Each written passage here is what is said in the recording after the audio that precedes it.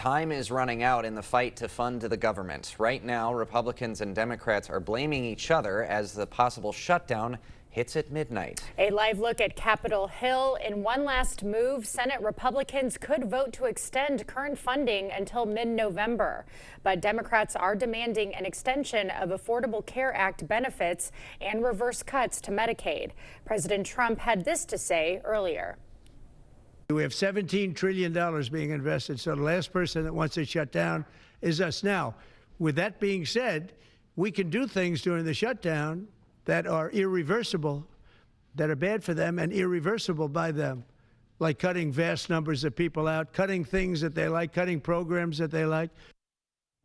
So if the government shuts down at midnight, how will it directly impact you?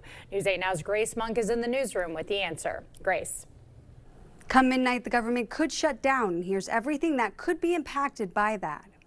The post office will remain open, and so will the Internal Revenue Service. Social Security, VA, and Medicaid benefits will still go out, but recipients could see delays due to non-essential employees being furloughed. The people who handle the concerns about those benefits may not be there to pick up the phone. Essential employees will continue to work, but they won't get paid until the shutdown is over. During a 35-day shutdown in 2018, TSA officers called out sick after missing paychecks. This means air travel will continue, but flights might be delayed because of staffing shortages. It is massively disruptive to someone's life when they were expecting a paycheck at a certain time and the paycheck doesn't arrive. Some government programs, including SNAP and WIC, could eventually run out. However, Chergosky says that won't happen anytime soon. The core question is always how long it's going to last, because the longer a shutdown carries on, the more the everyday person is going to feel the effects. Here's what Wisconsin Senators Ron Johnson and Tammy Baldwin had to say about the shutdown. Aren't you getting sick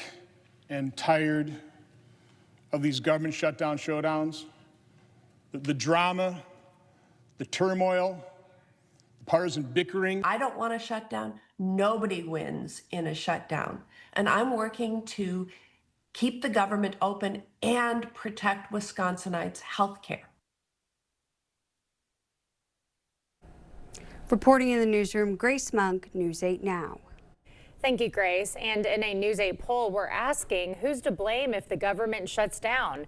31% say Democrats, 42% say Republicans, and 25% say both.